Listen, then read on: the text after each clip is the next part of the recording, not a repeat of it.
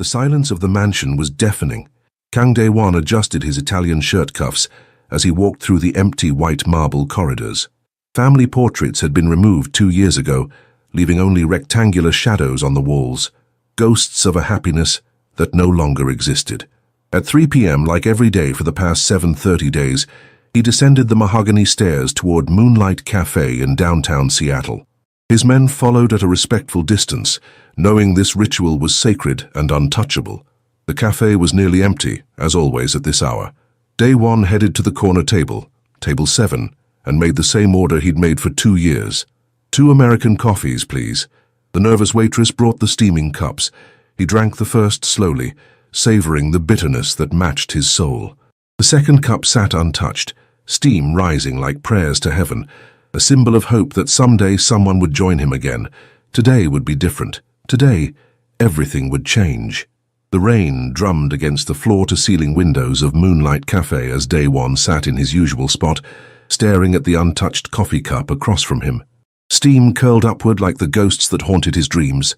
Yoona, his beloved wife, and Minho, his 4-year-old son with chubby cheeks and infectious laughter. 2 years, 3 months, and 15 days since the accident. He counted every sunrise without them. The cafe's afternoon crowd was thin, a few college students typing on laptops, an elderly man reading a newspaper, and the usual baristas who knew better than to disturb the man in the expensive suit who always sat alone. Dae-won's phone buzzed. A text from Jin-woo, his right-hand man. "Boss, the shipment from Busan arrived early. Need your approval." He typed back curtly, "Handle it." Business had become mechanical since the accident. The Korean organization he led in Seattle's underground ran smoothly, but it felt hollow. Money, power, respect, none of it mattered when you returned to an empty mansion every night. The cafe door chimed, and Dae-won glanced up out of habit. A young black woman entered, shaking raindrops from her coat. She looked exhausted, dark circles under her beautiful brown eyes, her natural hair pulled back in a messy bun.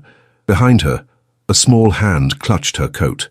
"Come on, baby," the woman whispered gently, "just for a little while until the rain stops." A little girl emerged from behind her mother's legs, maybe 5 or 6 years old, with the most expressive dark eyes Dae-won had ever seen. She wore a bright yellow raincoat that was too big for her tiny frame, and her hair was styled in neat braids with colorful beads that clicked softly when she moved. The woman, clearly the child's mother, approached the counter with careful steps. Dae-won couldn't help but notice how she counted coins in her palm before ordering. "1 hot chocolate, please," she said quietly. The small size. The barista, a young man with kind eyes, smiled. "That'll be $3.50. The woman's face fell slightly as she recounted her coins. I'm sorry, I thought it was $3. Could I get just hot water with a little milk instead?" The little girl tugged on her mother's coat. "Mama, I'm not that cold. We don't need anything." Dae-won's chest tightened. The child's selflessness reminded him painfully of Minho, who used to share his toys with every kid at the playground. Before he could stop himself, Dae-won stood and walked to the counter. "Add their order to my bill," he told the barista quietly, "and make it a large hot chocolate with extra marshmallows." The woman turned, startled. "Oh, sir, that's very kind, but we couldn't—" "Please," Dae-won interrupted gently. "It's no trouble."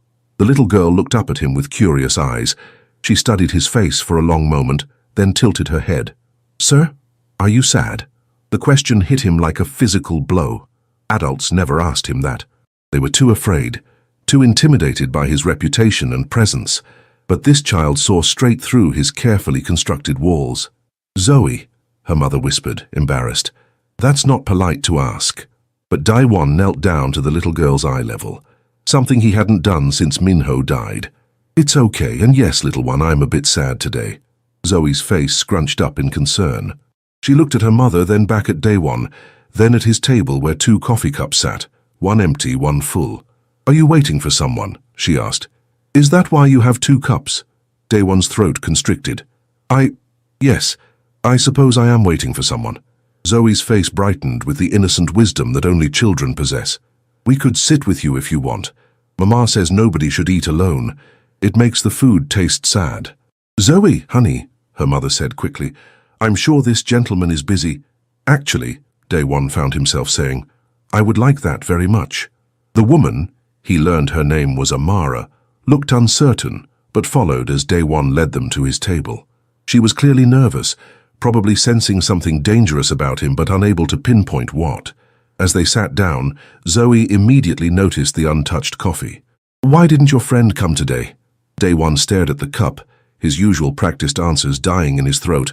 "My friend can't come anymore, but I keep hoping maybe someday." "Oh," Zoe's eyes lit up with understanding. "Like when Daddy went to heaven. Mama still sets his place at dinner sometimes." Amara's face flushed. "Zoe, It's all right," Daewon said softly. He looked at Amara with new understanding. "I'm sorry for your loss." "And I'm sorry for yours," she replied, her voice gentle. For the first time in 2 years, Daewon felt truly seen by another adult. Not feared, not respected, not obeyed, just seen. Zoe chattered happily as she drank her hot chocolate, telling Daewon about her favorite books and how she wanted to be a veterinarian when she grew up. Because animals need doctors too, and I think they're probably scared when they're sick, so someone should be extra nice to them. Daewon found himself smiling, actually smiling for the first time since the accident. "That's a very noble goal, Zoe. What do you do for work?" she asked with the directness of childhood. Daewon glanced at Amara, who was watching him carefully. "I help people with their business problems." "That sounds important," Zoe said solemnly. "Do you like helping people?" The question was so innocent, yet it cut to the core of everything wrong with his life. When had he stopped helping people and started controlling them? When had protection become intimidation? "I used to," he answered honestly. As the afternoon wore on, Daewon learned that Amara was a nurse who had recently moved to Seattle for a new job at Children's Hospital. They were staying in a small apartment while she saved money for a better place. She was kind, intelligent, and clearly devoted to her daughter. "We should go," Amara said eventually, noticing the rain had stopped. "Thank you again for the hot chocolate. That was incredibly generous." As they prepared to leave, Zoe turned back to Daewon. "Will you be here tomorrow? Maybe your friend will come then." Daewon's heart clenched. "I'll be here." "Good," Zoe beamed. "If your friend doesn't come, we can keep you company again." "Right, Mama?" Amara looked uncertain, but nodded. If you'd like that." After they left, Daewon sat alone with the 2 coffee cups. But for the first time in 730 days, the second cup didn't feel like a memorial to the dead. It felt like a promise to the living. He pulled out his phone and called Jin Woo. "Cancel my evening meetings. I want to do some research." "Research on what, boss?" Daewon watched through the window as Amara and Zoe walked down the street, the little girl skipping beside her mother. "Children's Hospital. I want to know everything about their funding, their needs, their problems. Everything." The next afternoon, Daewon arrived at Moonlight Cafe 30 minutes early. He'd barely slept, his mind replaying every moment of the previous day. The sound of Zoe's laughter, the gentle strength in Amara's voice, the way they'd made him feel human again. He ordered his usual 2 coffees and waited. At 3:15, the cafe door chimed. Zoe burst through first, her yellow raincoat replaced by a bright purple jacket. She spotted Daewon immediately and waved enthusiastically. "You came back," she called out, causing several patrons to turn and stare. Amara followed more slowly, looking embarrassed, but offering Daewon a shy smile. "I hope we're not intruding. Zoe insisted we check if you needed company again." "I was hoping you'd come," Daewon admitted, standing to pull out chairs for them. As they settled in, Zoe noticed something new on the table, a small wrapped package beside the coffee cups. "What's that?" she asked curiously. Daewon felt suddenly nervous. "It's on for you if your mother says it's okay." Amara looked wary. "Sir, you've already been so kind. Please call me Daewon," he interrupted gently. "And it's nothing expensive. I just thought—" Zoe looked at her mother with pleading eyes. Amara sighed and nodded. Inside the package was a small stuffed animal, a golden retriever puppy with soft fur and kind eyes. "Oh!" Zoe gasped, clutching the puppy to her chest. "He's perfect. What's his name?" "That's for you to decide," Daewon said softly. "Sunny," Zoe declared immediately, "because he's golden like sunshine and he makes me feel happy like sunshine does." Daewon's throat tightened. Minho had named his toys the same way, with pure innocent logic that made perfect sense. "That's a beautiful name," he managed. As Zoe played with Sunny, Amara studied Daewon carefully. "You're very good with children. Do you have kids of your own?" the question he'd been dreading. I had a son, Minho. He was 4. Had? Amara's voice was gentle. Car accident. 2 years ago. He and my wife. Daewon couldn't finish. Amara reached across the table and briefly touched his hand. I'm so sorry, I can't imagine. How do you do it? Daewon asked suddenly. Raise her alone? Keep going when everything feels impossible? Amara was quiet for a moment. Some days I don't know how. But she needs me to be strong, so I find a way. And honestly, she saves me more than I save her. Children have this amazing ability to find joy in the smallest things. They remind you that life is still worth living. Daewon watched Zoe making the stuffed puppy walk across the table, complete with sound effects. Yes, they do. What kind of business are you in? Amara asked. You seem, I don't know, like someone important. Daewon chose his words carefully. Import and export. I help Korean businesses establish themselves in Seattle. It wasn't entirely a lie. His organization did facilitate business, just not the legal kind. That sounds fascinating. Seattle has such a vibrant Korean community. Yes, it does. What about you? How are you finding the city? Amara's smile faltered slightly. It's an adjustment. The job at Children's Hospital is wonderful, but everything is so expensive here. We're managing, but just barely. Daewon made a mental note. Jinwoo's research had revealed that Amara was indeed a registered nurse, recently hired at Children's Hospital. She had no criminal record, no concerning associations. She was exactly what she appeared to be, a good mother trying to build a better life for her daughter. Mama, Zoe interrupted, can we show Daewon the pictures? Pictures? Daewon asked. Amara looked embarrassed but pulled out her phone. Zoe drew some pictures for you. I told her you might not want them, but she insisted. The drawings were typical child art, stick figures and bright colors. But they showed 3 people sitting at a table with coffee cups and smiles. One figure had black hair and was labeled Daewon. One had curly hair and was labeled Mama.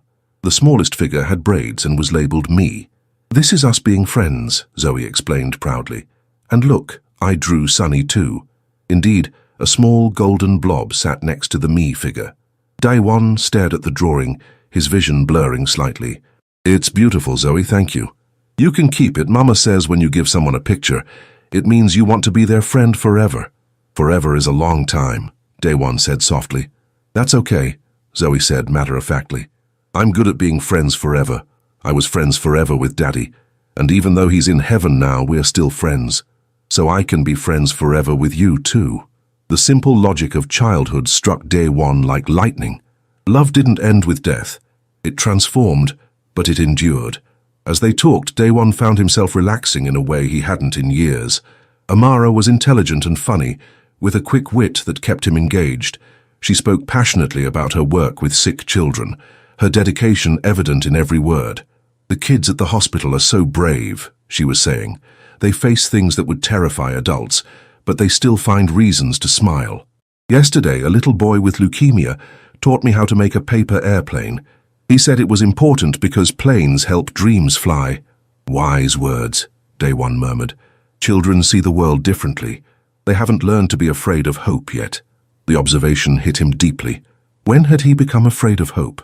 Their conversation was interrupted by Daewon's phone buzzing insistently. He glanced at it and frowned. Jinwoo was calling, which meant something urgent. Excuse me one moment, he said, stepping away to answer. Boss, we have a problem. Jinwoo's voice was tense. The Yamamoto family is making moves on our territory. They hit 2 of our businesses this morning. Daewon's blood chilled.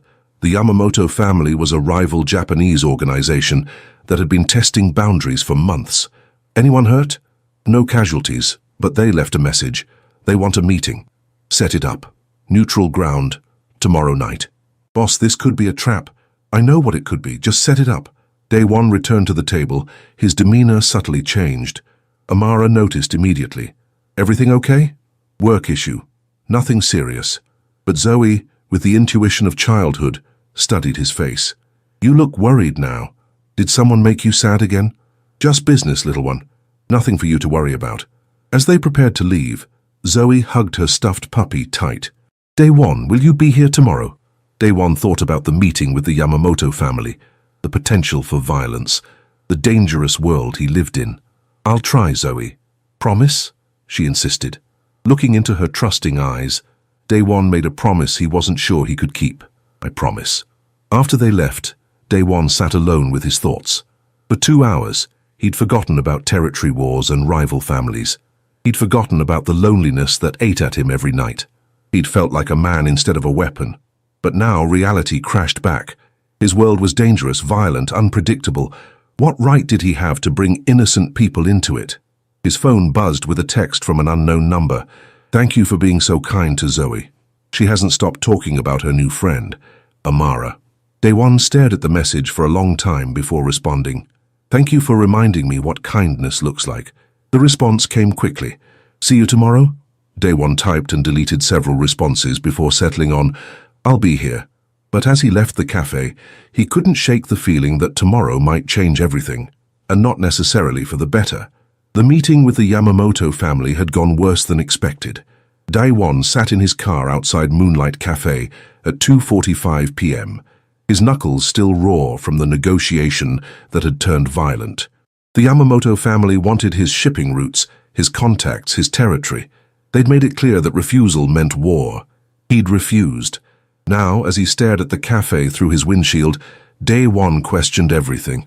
Was he being selfish, putting innocent people in danger just because he craved their company? Amara and Zoe had no idea what kind of man he really was, what kind of world he lived in. His phone buzzed. Jin-woo. Boss, we need to increase security. The Yamamoto family has eyes everywhere. Daewon typed back. Double the perimeter. And Jin-woo? I want background checks on everyone who works at Children's Hospital, especially the nursing staff. You think they'll target the hospital? I think they'll target anything that matters to me. The implication of his own words hit him like a punch. Amara and Zoe mattered to him. When had that happened? At exactly 3 p.m. he walked into the cafe. Zoe was already there, sitting at their usual table with Sunny the stuffed puppy, coloring in a book. She looked up and beamed. Daewon, you kept your promise. But her smile faded when she saw his face. You look hurt. Did you get in a fight? Amara looked up from her coffee, immediately noticing the small cut on his lip and the tension in his shoulders. Are you all right? I'm fine, Daewon said, sitting down carefully. Just a business disagreement. Zoe reached across the table and patted his hand with her small one. Mama says when people fight, it's usually because they're scared of something. What are you scared of? The question was so direct, so innocent, that Daewon found himself answering honestly. I'm scared of losing people I care about. Is that why you keep the extra coffee cup? Because you're scared your friend won't come back. Daewon looked at the untouched cup, then at Zoe's earnest face. Yes, I suppose it is. But your friend is already gone, right? To heaven like my daddy? Yes. Zoe considered this with the seriousness of a philosopher. Then maybe the coffee isn't for them anymore. Maybe it's for someone new who needs a friend. Amara looked surprised. Zoe, that's very wise. I learned it from you, Mama. You said when Daddy went to heaven, we had to make room in our hearts for new love, not to replace him, but to grow bigger. Daewon felt something shift inside his chest. Your daughter is remarkable, Amara. She gets that from her father, Amara said softly. He always saw the best in people, even when they couldn't see it themselves. Tell me about him, Daewon found himself asking. Amara's eyes grew distant but warm. Marcus was a teacher, elementary school. He used to say that every child was a universe waiting to be discovered. He could make the shyest kid laugh, help the angriest kid find peace. Zoe was his whole world. How did he... Heart attack. Completely unexpected. He was only 28. Amara's voice was steady, but Daewon could see the old pain in her eyes. One day we were planning Zoe's 4th birthday party, and the next... I'm sorry, Daewon said quietly. That must have been devastating. It was. But Zoe needed me to be strong, so I learned how to be. We moved here for a fresh start, new opportunities. Sometimes starting over is the only way to keep going. Daewon understood that feeling intimately. Yes, it is. Zoe, who had been listening quietly while coloring, suddenly looked up. Daewon, do you live by yourself? Yes, I do. In a big house? Yes. That must be lonely. Big houses have too many empty rooms. Our apartment is small, but it's cozy. Mama says cozy is better than empty. Daewon thought about his mansion. 30 rooms, most of which he never entered anymore. Your mama is right. You could come have dinner with us sometime, Zoe announced brightly. Mama makes the best spaghetti, and we always have enough for friends. Amara looked embarrassed. Zoe, I'm sure Day One is very busy. Actually, Day One interrupted, I would love that, if you're sure it's not too much trouble. It's no trouble at all, Amara said, though she looked nervous, but I should warn you, our place is very modest. Nothing fancy. I prefer modest to fancy, Day One said honestly. As they made plans for dinner the following evening, Day One's phone buzzed with increasingly urgent messages from Jin Woo. The Yamamoto family was making moves faster than expected. I'm sorry, he said, glancing at his phone. I need to take this call. He stepped outside, answering Jin Woo's call with a sharp what? Boss, they hit the warehouse on 5th Street. Took out 3 of our guys. They're in the hospital. But they'll live. This is escalating fast. Any word on their next target? No, but boss, they've been asking questions about you. Personal questions. About where you go, who you see. Day One's blood ran cold. What kind of questions?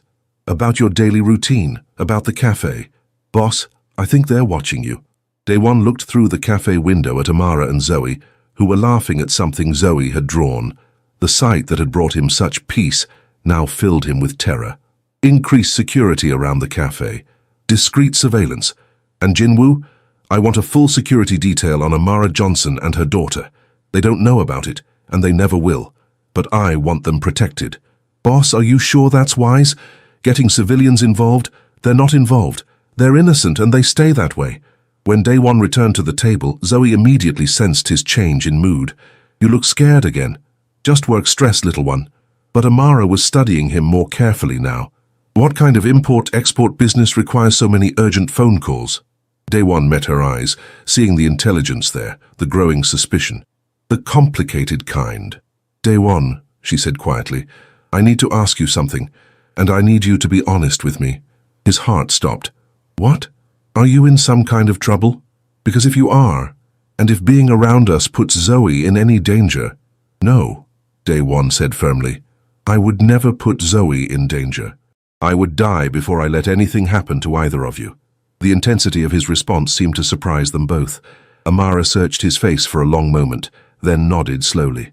I believe you, she said. But I'm a mother first, Day One. Zoe's safety comes before everything else. I understand, and I respect that. As they prepared to leave, Zoe hugged Sunny tight and looked up at Day One. Tomorrow we'll have spaghetti, and you won't be lonely anymore. I'm looking forward to it, Day One said, though his heart was heavy with the knowledge that tomorrow might be the last time he could safely see them. After they left, Day One sat alone with the 2 coffee cups. For the first time since he'd started this ritual, he pushed the second cup away. Some hopes were too dangerous to hold on to, but even as he made that decision, he knew it was already too late. Amara and Zoe had become more than hope. They'd become his reason for wanting to be a better man, and that made them the most dangerous thing in his world. The spaghetti dinner never happened. At 6:47 p.m., as Day One was getting dressed to visit Amara and Zoe's apartment, Jinwoo burst into his mansion with news that changed everything. Boss, they took her. Day One's blood turned to ice. What? Amara Johnson. She was leaving work at the hospital when they grabbed her. Professional job, 3 cars, coordinated timing. The Yamamoto family has her. The world tilted. And Zoe? Safe. She was at after-school care. Our guys picked her up and brought her here. She's in the kitchen with Mrs. Chen. Day One's housekeeper, Mrs. Chen, had been with his family since before Minho was born. She was the only person he trusted with something so precious. They left this.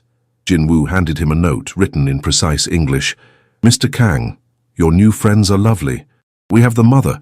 Bring us the shipping manifest for the Busan routes and she lives. You have 24 hours. Come alone to Pier 47 at midnight tomorrow. Any tricks, any backup, and she dies. Why? Day One crumpled the note, his hands shaking with rage. How did they know? They've been watching the cafe for weeks. They know about your routine, about the woman and her kid. Boss, this is exactly what we feared. Get me everything we have on their operation. Every safe house, every business, every person who works for them. I want options. Boss, you can't be thinking of going in alone. I'm thinking of doing whatever it takes to get her back. Day One walked to the kitchen, his heart pounding. Zoe sat at the massive marble island, her legs swinging from the tall stool, while Mrs. Chen made her a sandwich. The little girl looked tiny and lost in the enormous kitchen. Day 1. Zoe's face lit up when she saw him. The nice lady said Mama had to work late, so I get to have a sleepover here. Is this your house? It's really big. Day 1 knelt down to her eye level, his heart breaking.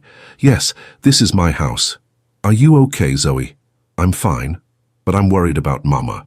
She never works this late without telling me, and she was supposed to make spaghetti for you tonight. I know, little one, but sometimes grown-ups have to handle unexpected things. Zoe studied his face with those perceptive eyes. You look really scared now, more scared than yesterday. Day 1 couldn't lie to her. I am scared, but I'm going to fix everything, okay? I promise. Can I help? I'm good at fixing things. Mama says I have magic hands. The innocence of the offer nearly broke him. You're already helping just by being brave. Can you do something very important for me? Yes. Can you stay here with Mrs. Chen and be very good? I need to go help your mama with something, but I'll bring her back to you. I promise. Zoe nodded solemnly. I'll be extra good, and I'll take care of Sunny. She held up the stuffed puppy he'd given her. That's perfect. Sunny will keep you safe while I'm gone. As Day 1 stood to leave, Zoe grabbed his hand. Day 1? When you bring Mama back, can we still have spaghetti, all three of us together? The question hit him like a physical blow. I would like that very much, Zoe. In his study, Day 1 spread out maps and surveillance photos, while Jinwoo briefed him on the Yamamoto family's known locations. They're probably holding her at the warehouse district, Jinwoo said. It's isolated, easy to defend, multiple escape routes. No, Day 1 said quietly. They want me to come to Pier 47.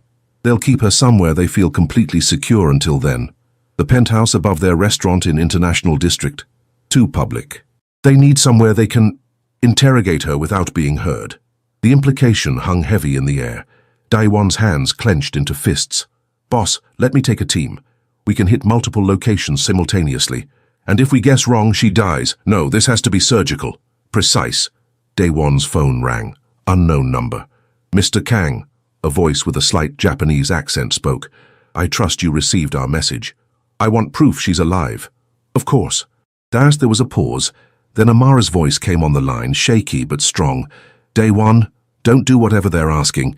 Zoe needs you to stay safe. Don't. The line went dead. Day 1 closed his eyes, her words echoing in his mind. Even in captivity, her first thought was protecting others. Jinwoo, I need you to prepare 2 things. First, a complete dossier on every member of the Yamamoto family, their businesses, their families, their weaknesses. Second, I need you to draw up legal papers transferring ownership of all my legitimate businesses to a trust fund for Zoe Johnson. Boss, what are you planning? I'm planning to end this, one way or another. And if something happens to you? What about the organization? Day 1 looked out the window toward the kitchen where Zoe was probably finishing her sandwich, trusting him to bring her mother home. The organization has taken enough from me. I won't let it take them too. That night, Day 1 sat in Minho's old bedroom, which he'd kept exactly as it was, toys still scattered on the floor, drawings still taped to the walls, the small bed still made with superhero sheets. I'm sorry, son, he whispered to the empty room. I know I promised to keep your memory alive by staying safe, but there's a little girl downstairs who needs her mother, and I can't fail another child. He pulled out his phone and recorded a video message. Zoe, if you're watching this, it means something happened to me. I want you to know that meeting you and your mother was the best thing that happened to me in a very long time. You reminded me what it felt like to be human again. The nice lawyers will explain about the trust fund. It will take care of you and your mama forever. Be brave, little one, and remember that your friend Day 1 loved you very much. At 11:30 p.m., Day 1 dressed in his best suit, the same one he'd worn to Minho's funeral.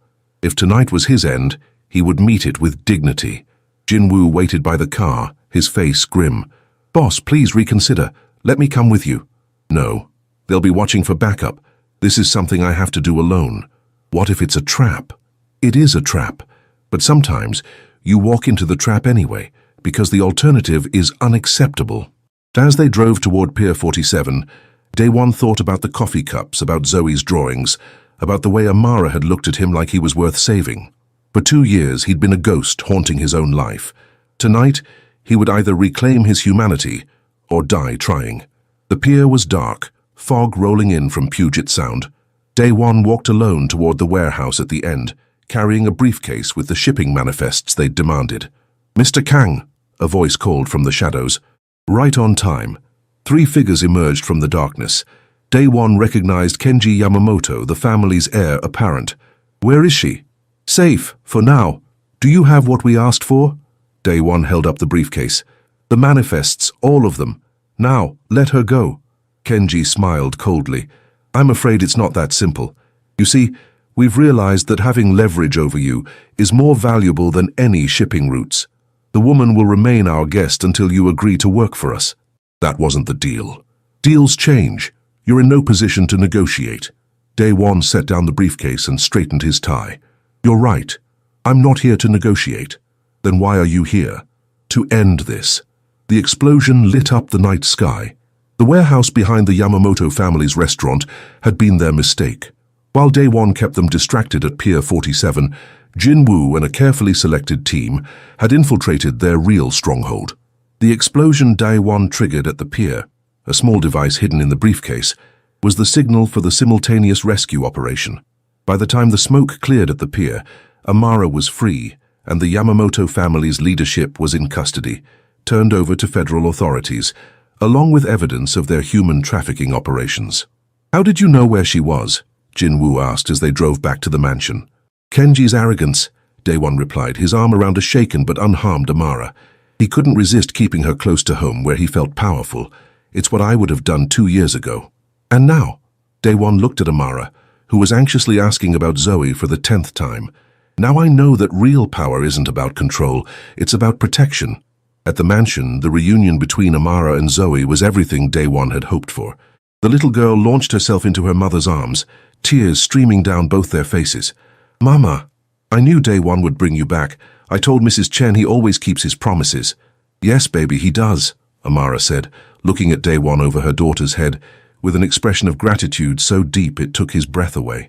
Later, after Zoe had fallen asleep in one of the guest rooms, Daewon and Amara sat in his study.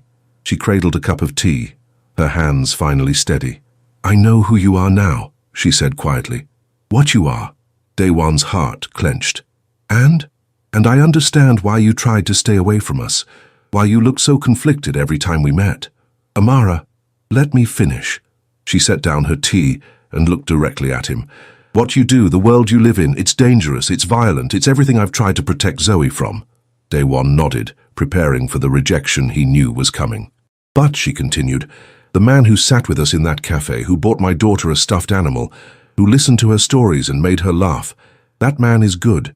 That man risked everything to save someone he barely knew. That man is the one I'm talking to now. They're the same person, Amara. I can't separate them. I'm not asking you to. I'm asking you to choose which one you want to be going forward." The question hung in the air between them. "I've already chosen," Daewon said softly. "I'm getting out, all of it. Jin-Woo will take over the legitimate businesses, and the rest ends with me." "Just like that?" "It won't be easy. There will be consequences, enemies who won't accept my retirement, but I have something worth fighting for now, something worth changing for." Amara was quiet for a long moment. "What happens now? Between us, I mean." "I don't know," Daewon admitted. "I know I love you, both of you. I know that these past few days have been the first time I've felt alive since my family died, but I also know that loving me comes with risks. Everything worth having comes with risks, even for Zoe." Amara smiled softly. "Especially for Zoe. She needs to see that love is possible, that families can be built in unexpected ways, that good people sometimes come in complicated packages." "Are you saying—" "I'm saying that when Zoe wakes up tomorrow morning, she's going to ask if we can still have that spaghetti dinner, and I'm going to tell her yes." Daewon felt something break open in his chest, not the painful breaking of loss, but the hopeful breaking of new growth. "I love you, Amara Johnson. I love you too, Daewon Kang. All of you, even the parts that scare me." When they kissed, it tasted like coffee and second chances. 6 months later, the Moonlight Cafe had become their place in a different way now. Instead of the lonely ritual of 2 coffee cups, Daewon now came here every Sunday morning with his new family. Amara sat across from him, reading the newspaper and occasionally stealing bites of his pastry.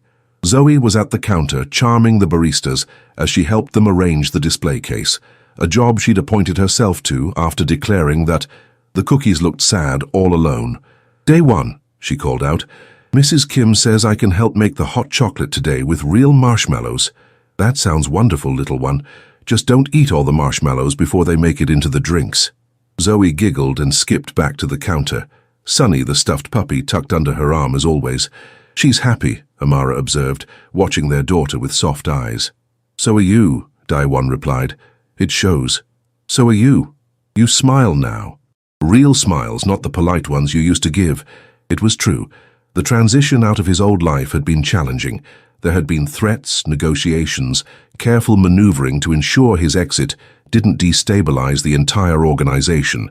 But Jinwoo had proven himself capable, and the legitimate businesses were thriving under new management. Daewon now ran a foundation that provided support for families affected by violence, a way to use his resources and connections for healing instead of harm. It was work that felt like redemption. "Any regrets?" Amara asked, as if reading his thoughts. "Only one," Daewon said seriously. "What's that?" "I regret that it took me so long to order 3 drinks instead of 2. Amara laughed, the sound bright and free. "Well, you're making up for lost time now." Indeed, their table now held 3 cups. Coffee for him, tea for her, and hot chocolate for Zoe. The ritual had evolved from memorial to celebration, from solitude to family. "Mama, Daewon!" Zoe bounced back to the table, her face bright with excitement. "I have an idea." "What's your idea, sweetheart?" Amara asked. "What if we adopt more people for our family? Like Mrs. Chen, she makes the best cookies and she's lonely in that big kitchen. And Jinwoo, he's always working and never has anyone to eat dinner with. We could have a really big family." Daewon and Amara exchanged amused glances. "That's a beautiful idea, Zoe," Daewon said. "But families aren't just about living in the same house. They're about loving each other and taking care of each other. But we already do that. Mrs. Chen loves us, and we love her.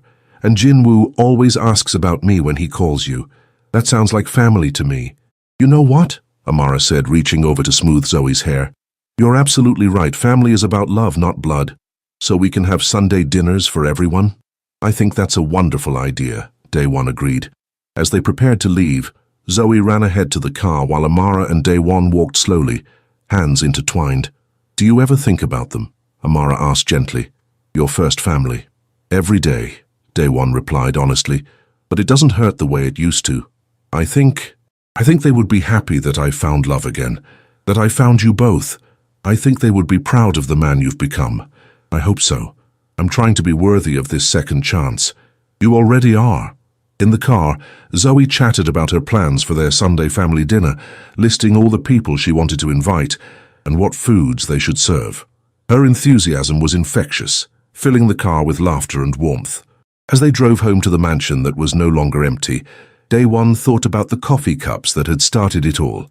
2 cups representing loss and hope, now 3 cups representing love and family, and the beautiful complexity of starting over. "Daewon?" Zoe's voice came from the back seat. "Yes, little one. When I grow up and have my own family, I want to be just like you and Mama. I want to love people so much that it makes them feel safe." Daewon met Amara's eyes in the rearview mirror, both of them blinking back tears. "That's the most beautiful thing anyone has ever said to me, Zoe. It's true, though. Before we met you, I was sad because I missed Daddy. And Mama was sad too, even though she tried to hide it. But now we're happy again. You fixed our sadness. You fixed mine too, sweetheart. You both did." As they pulled into the driveway of their home, Daewon realized that the ritual of the coffee cups had served its purpose. It had kept him hoping just long enough for hope to find him in the form of a curious little girl and her brave mother. Some stories end with loss, others begin with it. The best stories, the ones worth living, transform loss into love, solitude into family, and endings into